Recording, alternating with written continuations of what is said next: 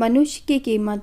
लोहे की दुकान में अपने पिता के साथ काम कर रहे एक बालक ने अचानक ही अपने पिता से पूछा, पिताजी, इस दुनिया में मनुष्य की क्या कीमत होती है?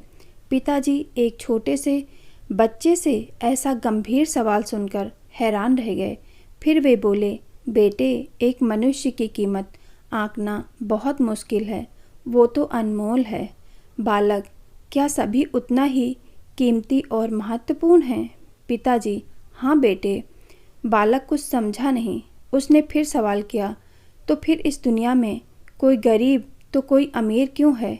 किसी की कम रिस्पेक्ट तो किसी की ज़्यादा क्यों होती है? सवाल सुनकर पिताजी कुछ देर तक शांत रहे और फिर बालक से स्टोर रूम में पड़ा एक लोहे का रॉड लाने को कहा। रॉड लाते ही पिताजी ने पूछा, इसकी क्या कीमत होगी? बालक, 200 रुपये। पिताजी, अगर मैं इसके बहुत से छोटे छोटे कील बना दूं तो इसकी क्या कीमत हो जाएगी? बालक कुछ देर सोच कर बोला, तब तो ये और महंगा बिकेगा, लगभग 1000 रुपये का।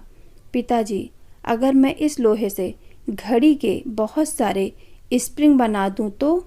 बालक कुछ देर गणना करता रहा और फिर एकदम से उत्साहित होकर बोला, तब तो इसकी कीमत बहुत ज़्यादा हो जाएगी।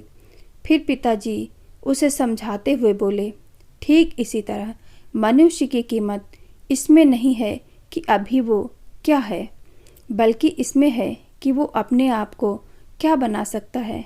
बालक पिताजी की बात समझ चुका था। दोस्तों, अक्सर हम अपनी सही कीमत आंकने में गलती कर देते हैं। हम अपनी मौजूदा स्थिति को देखकर अपने आप को वैल्यूलेस समझने लगते हैं, लेकिन हम में हमेशा अथाह शक्ति होती है।